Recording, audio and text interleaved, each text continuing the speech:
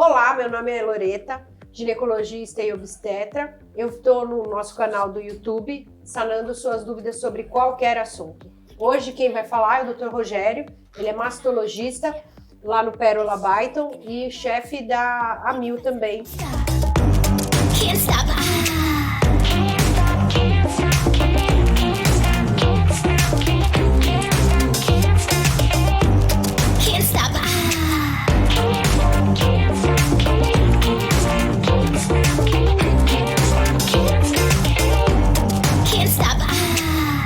É um prazer estar aqui contribuindo e estou aqui para tirar as dúvidas de vocês numa boa, desde que não sejam muito difíceis, né? A gente fala sobre o assunto. Não, tem um monte aqui, ó, de pergunta que chegou do nosso canal.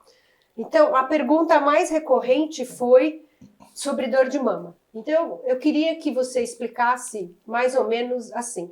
O que eu recebo muito? Paciente que tem dor de mama. E essa dor de mama, ela é dividida na dor da mama perimenstrual e uma dor de mama mais crônica, que é aquela paciente que reclama de muita dor na mama. Só que todo mundo vem achando que dor de mama é igual a ter um tumor. E a gente demora para explicar para o paciente que às vezes, que a gente brinca sempre, né?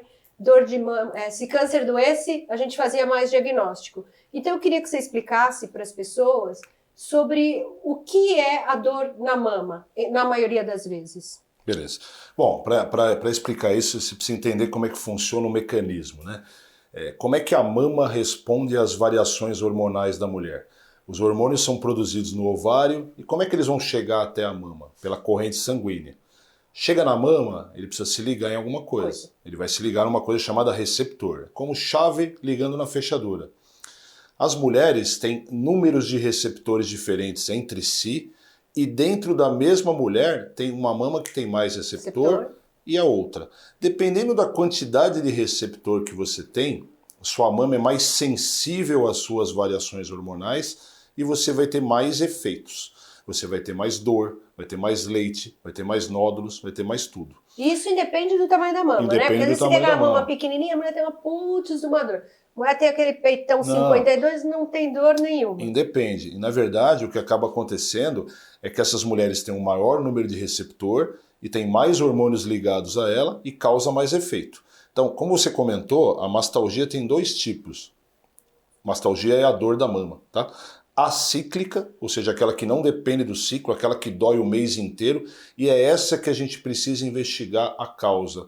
Porque pode ter causas de nódulos que estão crescendo, cistos que estão crescendo, não é porque dói que é câncer. O nódulo benigno, aí vai o ditado popular, né? A maioria dos ditados populares são verdade. Ah, é?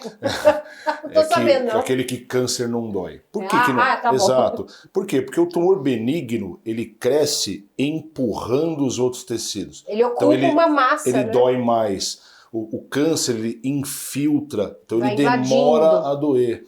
Então, assim, precisa investigar. Pode ser nódulo, pode ser cisto. E não esquecer que a inervação do tórax ela é toda em faixa. Problemas na coluna podem dar dor na mama, bursites, tendinites de ombro, já que a mama fica sobre o músculo peitoral. Ah, mas isso eu pego de monte. A paciente fala assim, dói aqui. Aí você vai palpando, você arrasta a mama para cá, palpa e você fala, não, que dói é só costela. Exatamente. Primeira coisa com dor na mama, eu pergunto a profissão. Às vezes é manicure, cabeleireira, professora. Odonto. Exato, que faz muito esforço com o braço, aí você explica a dor ali. E não esquecer uma causa muito importante de dor mamária crônica, que é o tabagismo.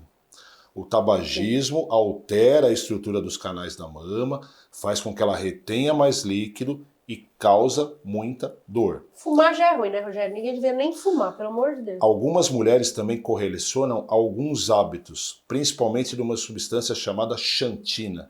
O que tem xantina? Chocolate, café e chá. Coca-Cola? Coca-Cola também. E aí, como quem fuma toma muito café, você junta dois hábitos importantes e pode ter a dor. Essa é a acíclica. E tem a mastalgia cíclica, que é aquela que vem todo mês, que é absolutamente fisiológico igual a normal. Ah, por que a minha vizinha tem mais do que eu? Porque ela tem mais receptor, ela tem mais glândula, responde mais. Ah, por que minha mama direita dói mais que a esquerda? Porque a mama direita tem mais receptor. As mamas, elas são vizinhas e não gêmeas. Ah, eu achei que as minhas eram gêmeas. A quantidade de receptor, pode ver diferente. que é assim. Não, e por isso que quando você amamenta, uma sempre fica maior que a outra. Porque todos os nódulos que eu tenho são na esquerda. Porque você tem mais receptores na mão esquerda. Você tem mais leite, você tem mais problemas ali. A outra é mais tranquila. Então, assim, a mastalgia tem que ser conduzida dessa forma. E o principal tratamento de mastalgia é dizer isso. E quando você diz para ela que isso é normal, metade da dor vai embora. Porque ela vem já, puxa, estou com câncer. Especialmente num mundo onde você tem muita informação divulgada aleatoriamente no Google, que lê sobre tudo. E aí já vem, né, suando frio, já vem, nossa, estou com um problema, vou morrer. A hora que você fala que aquilo é normal, 90% da dor foi embora. E aí você tem todo o tratamento, protocolo que a gente Você pode utilizar alguns medicamentos fitoterápicos. Algumas vitaminas. Você pode até chegar ao ponto de usar uma medicação que é usada no câncer de mama, que é o tamoxifeno, mas numa dose mais baixa, tentando diminuir. Porque todo tratamento de dor mamária é na tentativa de minimizar o efeito que o hormônio está causando na mama.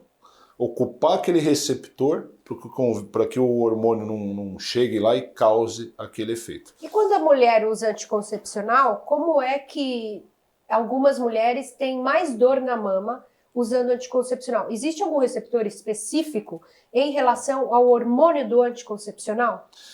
Não tem um hormônio específico. Desculpa, é um receptor específico, Exato. Eu falei errado. O que acontece na questão do anticoncepcional, vocês todos que estão assistindo já devem ter ouvido falar em célula-tronco. Então a mama tem uma quantidade, principalmente na gordura, de células-tronco. Eu posso falar com bastante tranquilidade sobre isso, que foi minha tese de doutorado. Então, assim, o que acaba acontecendo é que quando ocupam-se todos os receptores, lá o hormônio ligou lá na mama, acabou, a mama é estimulada a que essas células-tronco que não estavam fazendo nada ali, virem células mamárias, vão ser recrutadas, passam a ter receptor e passam a causar efeito também. Quanto mais células-tronco aquela mulher tiver na mama, ela vai ser mais responsiva à dor do anticoncepcional do que a outra que não tem. Isso a gente chama de controle, um termo técnico, chama controle parácrino. Ou seja, ele não é estimulado tanto externamente, é um controle interno da mama, do ambiente da mama, exatamente. Agora, desculpa pegar o gancho, mas o anticoncepcional, o benefício supera em muito os riscos. Ai, obrigada. Ou seja, você tem risco, aumenta meu risco, mas os benefícios são muito maiores do que o risco. E a gente tem que parar com esse negócio, toda vez eu bato na mesma tecla, né? Que anticoncepcional faz mal, aí tem um monte de gente que posta ali, conheço, sou amiga assim, anticoncepcional, depois que eu me livrei, fiquei outra pessoa. Pode ser que por um tempo lhe fez bem, já passou o tempo de você usar, mas eu acho que a gente tem que parar de querer demonizar o nosso anticoncepcional. Sim. Porque todo mundo fala assim, anticoncepcional dá câncer. Porque lembra, os primeiros trabalhos achavam que tinha alguma associação. Os trabalhos agora, teve um trabalho norueguês muito bom, muito grande, com muitas mulheres. Aí foi um trabalho bem legal, que mostrou que o risco é absolutamente controlável e administrável. Anticoncepcional faz mal quando ele é receitado pela vizinha. É isso mesmo, eu sempre falo. Quando ele é receitado pelo médico, com critério, olhando qual que é o mais adequado para ela, não tem erro de tomar. Seguindo, né? Lógico. Pegando alguém que saiba também. Exato. Porque tem tanta gente mexendo com hormônio hoje em dia que eu fico até preocupada. Fica difícil, né? Então, assim, não pode tomar o que a vizinha está tomando, o que a amiga está tomando, porque às vezes não serve para ela. Aquilo. Não é o melhor, não é a melhor escolha. Exatamente. E sobre dor na mama, existe alguma diferença, que foi uma pergunta que veio também, entre usar sutiã e usar top para dor da mama? Não, nenhuma. Porque a dor ela é interna, né? Mas e se tem um peitão, balança mais? Quando você você tem muito volume, vai ter muito movimento, especialmente quem faz esporte, corrida, quem faz corrida. Tem umas cenas assim hilárias. Aí você precisa deixar a mama mais firme. Aí você põe o top. Porque naturalmente você tem uma mama dolorida, já com o balanço vai piorar. Pode ser um top, pode até ser. Eu tenho pacientes que têm dor mamária muito importante, que não querem usar top. Enfaixam? Elas usam aquele sutiã cirúrgico no período menstrual. Aquele que abre na frente, sei. que é maior. Sei. Que ele é feito para cirurgia justamente para deixar a Já mama bem mais firme. firme. Elas usam no período menstrual aquele sutiã cirúrgico. É feio pra caramba, né? É Mas feio, tudo bem. Mas o importante é não ter mas dor. assim, porque acaba limitando, né? Tem gente que não consegue pegar nenhum ônibus, né? Pega Sim. a condução, metrô, só o balançar já vira um transtorno. Se vem alguém abraçar, você fala, bom, hoje não pode abraçar de jeito nenhum, mas quando podia, pelo amor de Deus. É verdade. Teve uma pergunta também que eu lembrei agora. Se tem alguma medicação que possa causar dor na mama? Olha, as medicações hormonais, elas podem causar. Quando você, por exemplo, receita um anticoncepcional, você sabe que nos 3 primeiros meses, até que o organismo se adapte, você vai ter dor mamária. E tem que ser dito para a paciente, porque senão ela pensa que o anticoncepcional está causando câncer na mama dela. E não está sabendo que aquilo é uma adaptação. Os medicamentos progestágenos, principalmente aqueles anticoncepcionais que é para cortar o ciclo, a base de progesterona, como o Cerazete, como o Nactali, a progesterona, é preciso entender o seguinte, por que a mulher perde a menstruar e tem dor na mama? Porque a progesterona, ela retém uma coisa chamada sódio, e retendo esse sódio, ele puxa líquido junto. E aí dá um edema. Aí e cada progestágeno tem uma capacidade de reter mais ou menos hormônio. Exato. Então, assim, na segunda fase do ciclo, ela perde a menstruar, ela tem dor por causa desse fenômeno. O professor Elcimar sempre falava que mulher gostava de menstruar porque a vida era tão ruim que quando ela menstruava, caía tudo, ela ficava feliz, né? Então ele nunca gostou que ninguém menstruasse. Em relação a essa dor mamária, é um tratamento interessante, depois de um tempo não ciclar mais, né? Não menstruar mais. Ele tinha até um livro, né? Chamava Menstruação, a Sangria Inútil, né? Ele é fantástico. Ó, mandar um abraço para ele. Acima do tempo dele, né? Muito. E a outra pergunta que fizeram é em relação se fazer, durante o sexo, se durante a relação sexual, a manipulação excessiva da mama pode causar dor na mama. Pode causar dor na mama porque está sendo manipulado. Você sabe que saiu até num site hoje, o edema da mama, acho que no Estadão, se eu não me engano. Não vi. Uma matéria, se a manipulação excessiva podia causar edema. Olha, você está manipulando um tecido que é... Também precisa ver se é relação ou se é briga, né? Aí, assim, se for uma relação tranquila... Tudo bem, mas se é um negócio meio sado assim... Relação aos 18 anos pode, aos 50 é mais tranquilo. Eu nunca tive. Mas o que eu vejo, por exemplo, na manipulação excessiva, você tem aumento do estímulo de prolactina em alguns pacientes. Sim. Isso pode ser um fator causal de dor na mama. Pode. Na verdade, ele aumenta a prolactina, mas você tem que lembrar também que algumas situações de prazer também aumentam a secreção de dopamina, que é o principal inibidor da prolactina. Verdade. Então, assim, quando você tem esse equilíbrio, tudo bem. Agora, se ela já tiver uma predisposição a ter uma prolactina aumentada, pode estimular a mama. É o que a gente fala, por exemplo, puxando já um outro assunto, que é uma dúvida frequente de consultório, que é o fluxo papilar. Mulher que tem secreção pelos mamilos. Eu acredito que você deva atender frequentemente isso. Doutor, sai secreção. A gente fala, para de estimular, porque elas ficam querendo apertar para ver se continua saindo. Mais vai sair. Deixa eu ver se amanhã vai sair. E aí vai estimulando e realmente aumenta a secreção de prolactina, porque é um estímulo elétrico, é o mesmo que o bebê faz na amamentação, e acaba aumentando. O fluxo papilar, que costuma vir junto com a dor mamária, tem um conjunto de sintomas que se chama afecção funcionais benignas da mama. Que mudou de nome. Exato, que inclui dor, que inclui edema, que inclui saída de secreção pelos 2 lados. Quando é dos 2 lados... Normalmente é benigno. E não é sanguinolento, tranquilo.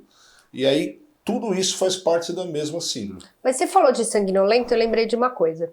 Quando você tem, a mulher está começando a amamentar, nas primeiras amamentações pode vir uma secreção sanguinolenta que parece, é como se fosse um cano enferrujado. Exatamente. É só para ninguém associar isso, Porque vai amamentar, vai sair aquele sanguinho no leite e vai falar, nossa, doutor Rogério falou lá que se era sanguinolento é problema. A menos que você esteja amamentando, em 99% das vezes isso não é um problema. Não. Agora é preciso diferenciar o fluxo sanguinolento quando ele é a expressão ou quando ele é espontâneo. Ah, aí, doutor Rogério, conta aí. Entendeu? Quando ele é espontâneo, ou seja, aquela que você não sentiu nada e de repente você chegou com o sutiã sujo, é um cenário.